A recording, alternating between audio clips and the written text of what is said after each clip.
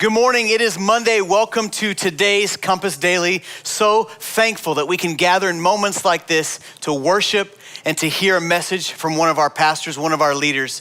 Make sure you comment in the comment section in the chat room on whatever platform you're watching on. Let us know where you're tuning in from.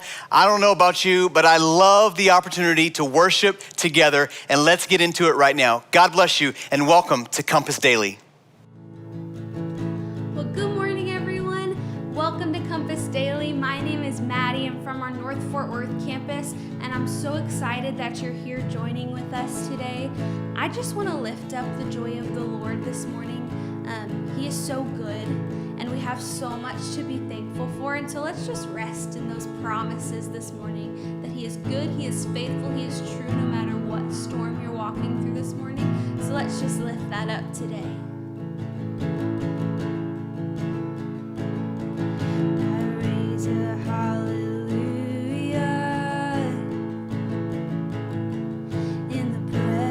Of my enemies, I raise a hallelujah louder than beyond belief. I raise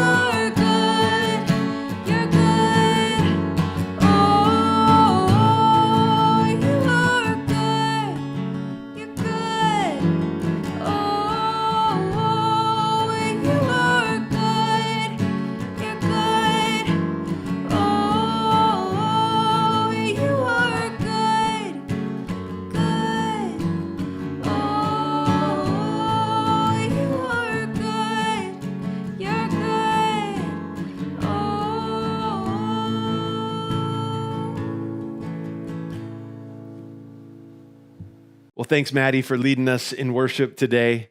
Welcome to Compass Daily. I'm so glad that you're joining us today as we kick off another week. You know, it's hard to believe that it's been 11 weeks since we started doing these Compass Dailies every day, Monday through Friday. And I just have to say, I love starting my day with so many of my Compass friends and family. Now, if this is your first time joining us, let me just say this: welcome. I'm so glad that you tuned in, and I hope that you'll make this a part of your regular daily routine. Well, this week, we decided to change things up a little bit, do something a little bit different with our time each day. And so we decided to call this week the best book that I ever read. And each day, you're going to get to hear why we chose the book that we did, but also some of the powerful things from these books that I think can really impact you. And my guess is because of what we share in those books, it'll make you want to fill your Amazon cart this week. Now, to be honest with you, when this idea got presented, I really liked the opportunity to share a book that has had an impact on me. But as I began to think about this and I thought of the title for this series and this week, the best book that I ever read, I realized how hard it would be for me to pick just one book. The reason, I've come to love to read books, and if you've ever been to my office, then you know that I've got stacks of books that I've read through the years. Now, this wasn't always the case. In fact, in high school and even in college, I did a lot of book reports using just the cliff notes of those books or reviews that I could find online or even on Amazon. But over the years, I've really come to appreciate the wisdom that is found in some of these books that I've read. So to be honest, it was really hard for me to choose one book that is the best book that I ever read because, quite frankly, I couldn't really just narrow it down to just one. But the one that I want to talk about today is one that has had a huge impact on me, and that is this book called The Circle Maker.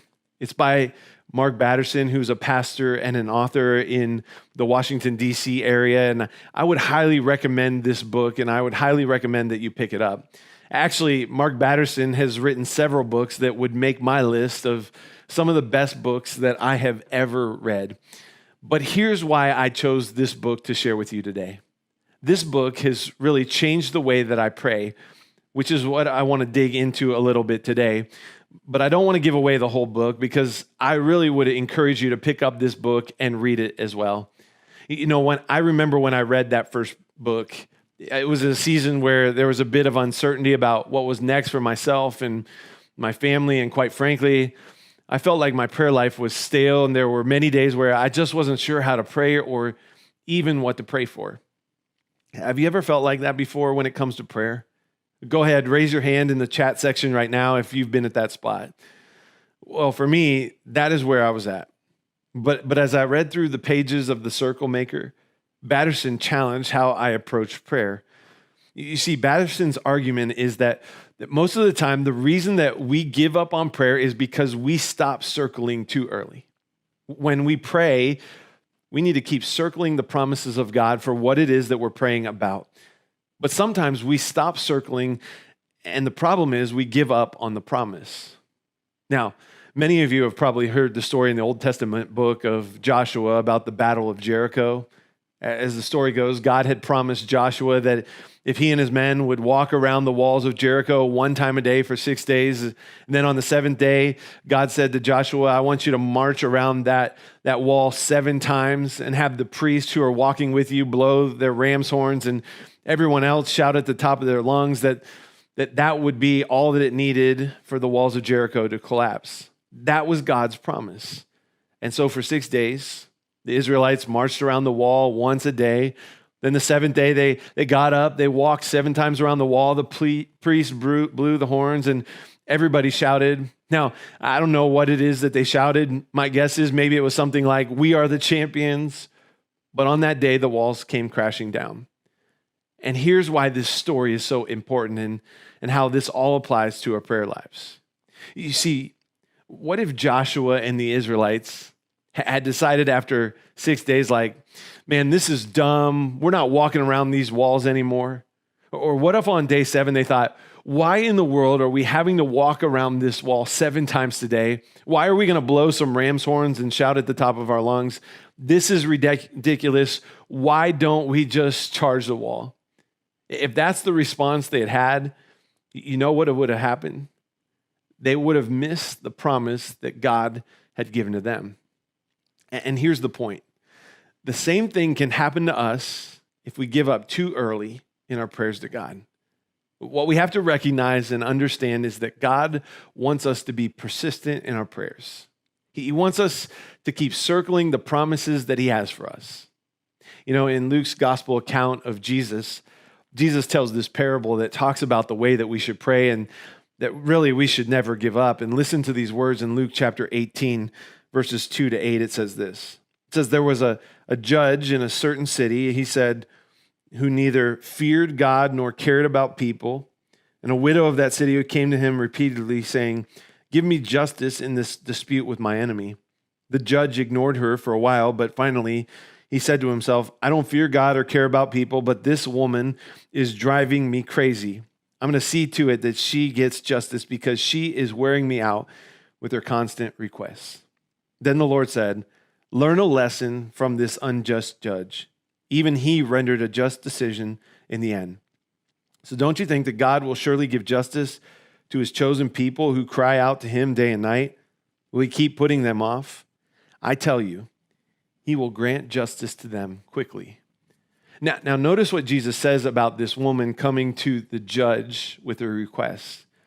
Jesus says that she came day after day after day and she didn't give up. She kept asking until she finally wore the judge out with her constant requests. And what Jesus is getting at here is that we need to have this same kind of shameless persistence when it comes to bringing our requests to God. That like the woman in this story, we keep asking day after day after day. We keep circling and we don't give up on the prayers. For those of you who are football fans, and especially those of you who are Dallas Cowboys fans, my guess is this number might be one that's familiar to you. The number, 18,355. Now, I'll give you a second to think about that. If you know what it represents, go ahead, drop that in the chat section right now. Well, this number, 18,355, it represents the all-time rushing record in the NFL that is held by the great Cowboys running back, Emmitt Smith. And look, Smith wasn't as flashy of a back as Barry Sanders or Walter Payton. He didn't have the breakaway speed like other backs, but his strength lied in his ability to persist and just keep running. Smith ran for 18,355 yards. That's a lot of mileage. That's almost 10.5 miles that he ran. And here's why this is a big deal. Emmitt's average run over those 10.5 miles was 4.2 yards at a time. That means he was tackled and he got knocked down 4,370 times. And do you know what he did after every tackle? He got back up and he ran the ball again. Sure, he was injured a few times, but he always returned. I'm impressed that someone who was knocked down over 4,000 times still got up and ran again. You see, everyone gets knocked down in life, even the best of people. But what sets them apart from the quitters is they get right back up. Life is full of adversity that can knock you down. We all will face difficulties and circumstances that can trip up our feet from underneath us. The poor widow in Jesus' parable, she had been knocked flat. But the thing about her is she refused to stay down. She got up and she persistently made her request to the judge. And this is how we need to be in our prayers to God.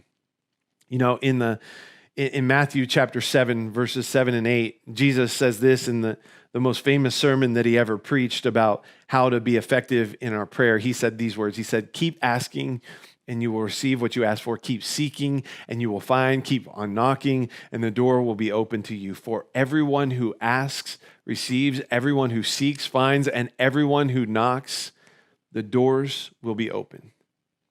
Understand this. God is not offended by your persistent prayers. Actually, God welcomes them and he encourages us to keep asking, to keep seeking, to keep knocking. He tells us, keep circling those things in prayer. You know, this book, The Circle Maker, man, it was a game changer for me when it came to how I prayed throughout my life. And, you know, throughout Batterson's book, he tells stories of how God honored those persistent prayers in his life. And so as we close today, I want to share with you how God has honored persistent prayer in my own life as well. You know, there are many stories that I thought I could share with you today as I've made being a circle maker a regular routine with God. But there's one that just happened not too long ago that I wanted to share with you as I close today. Some of you know my wife, Amanda, and I, we have 2 kids. We have our son, Blake, who's 15, and our daughter, McKenna, who just turned 12. And they've never really had many medical issues or problems, but about a year ago, the school nurse at McKenna's school called us one day because she was concerned about the curve of McKenna's spine, and she said that we needed to take her to a pediatrician and have her back checked out.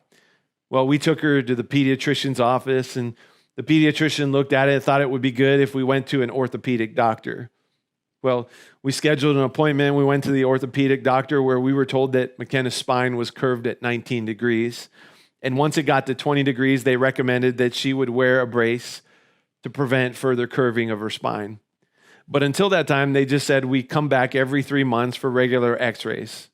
So 3 months passed, we went back, and again, they found that all 3 areas where they took x-rays of her spine had curved a little bit more, the highest point now being at 21 degrees. After discussing this with the doctor, he recommended that we give it another 3 months to see where things were at and how things had progressed. So we left that office the day, and I just began circling my little girl and her back in prayer. Every day, whenever I thought about it, I would just say these words: God, I am asking that you reverse the curve. I know that you're the ultimate physician and healer. I know that you're a way maker and a miracle worker, and I'm asking you to heal McKenna if that's your will. And I prayed that prayer every day, and I kept circling. I asked God to heal McKenna so that she could share her story with others someday about the healing power of God. Well, 3 months passed, and we went back for another x-ray. That day, it seemed like it took forever. Amanda and I were preparing for the possibility of the curve being worse, but trusting that God might show off in a big way. Now, when the doctor walked in, his face didn't give us any indication of what he was going to say. I remember this vividly, but then he said these words. He says, I don't know how to explain this. I've only seen this one other time in all the cases I've ever treated, but McKenna's curve has straightened. She actually dropped 8 degrees from 21 degrees down to 13 degrees, but I don't have an explanation. I remember looking over at my wife, and we looked at each other and we were like, we do. You see, we'd been praying. We knew that it's because we've been praying to God to reverse the curve that he had done that. And guess what? God did exactly what we asked for. Now, I haven't stopped praying for McKenna's back. I'm still circling because she's still growing, but I believe that God heard our prayers and he answered them. And look, I don't know what things you might be asking God for in your own life right now. Maybe it's for your health. Maybe it's for your family or for your marriage, or maybe it's for your job situation. Whatever it is, let me just encourage you with this. Be persistent. Keep circling. Keep going to God with those requests. Actually, right now as we close, here's what I want you to do. I want to ask you to drop in the comment section what you need prayer for, or what you are praying for right now, so that we can pray alongside of you as a church. And we want to circle those things in prayer as well. Compass, let me just encourage you. Don't give up in bringing your requests to God. Even when we can't see it, God is working, because God is a way maker and he's a miracle worker, and he wants us to come to him. So for the next few minutes, I've asked Maddie to sing this song that reminds us of this. And as she sings today, I want to encourage you to spend a few minutes lifting up your requests to God.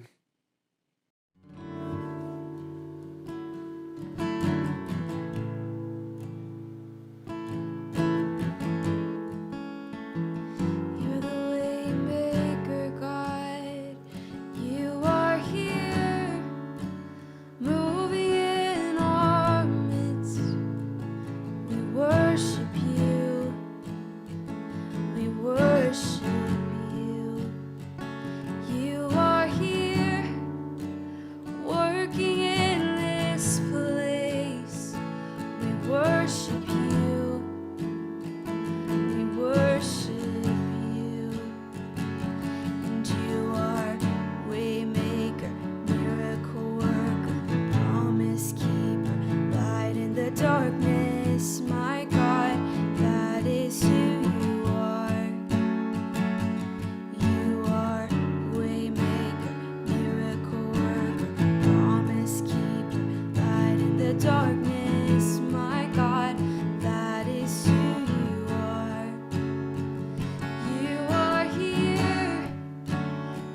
touching every heart.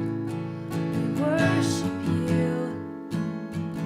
We worship you. You are here, turning lives around. We worship you. We worship you. You are here, healing every heart. We worship you. We worship you. You are waymaker, miracle worker, promise keeper, light in the darkness. My God, that is who you are. You are waymaker, miracle worker, promise keeper, light in the darkness. My God, that is who you are. That is who you are. That is who you are.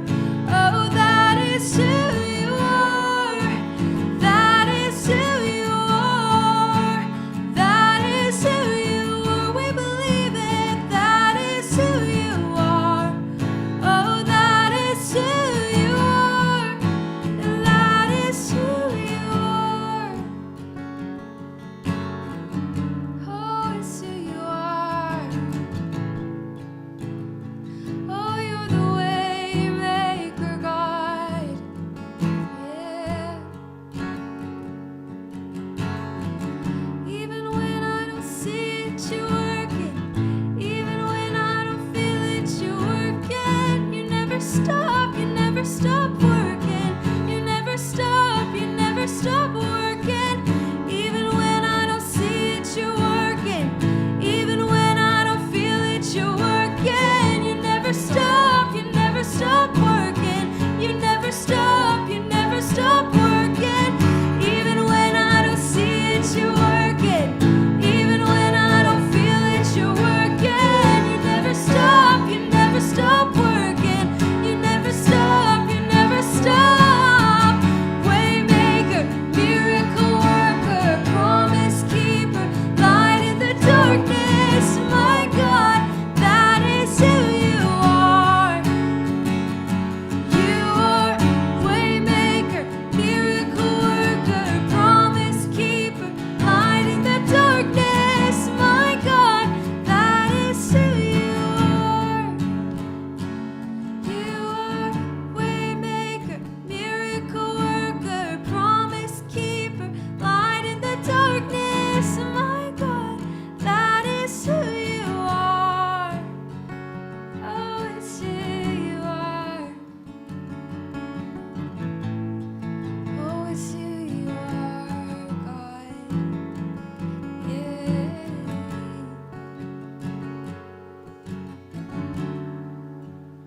Well, thanks for joining us for Compass Daily this morning. And Compass family and friends, I just want you to know we're praying for you, and those requests that you put in the chat section, we are going to be praying about those this week. You know, I just got to say thank you for your generosity as a church. You continue to blow us away with what you are doing. You know, this past week, we were able to donate 17,000 items to Grace for their Feed the Children program that they have. And I just want to say thank you. Those donations are making a difference. Your generosity is making a difference. And you can continue to give. You can click the give button in the chat section, or you can text the words Compass Church to 77977. Compass, let's not stop being the church. Even as we go back to meeting in person in a few weeks, let's continue to reach out to be the hands and feet of Jesus to others. And I would encourage you, join us in worship, whether that's online on Thursdays or Sundays, or if you live in the North Fort Worth area, Saturday nights at our Roanoke campus, or you can join us online as well for any of those services. And don't forget to keep watching with us Monday through Friday for Compass Daily at 8 a.m. Central Standard Time. Man, so thankful for an amazing message today. Love the time of worship together. Hey, don't forget, subscribe to our YouTube channel. That way you know every time that we go live for our Compass Daily or our worship experience. We pray you have an incredible Monday. God bless you, and thank you for joining us at Compass Online.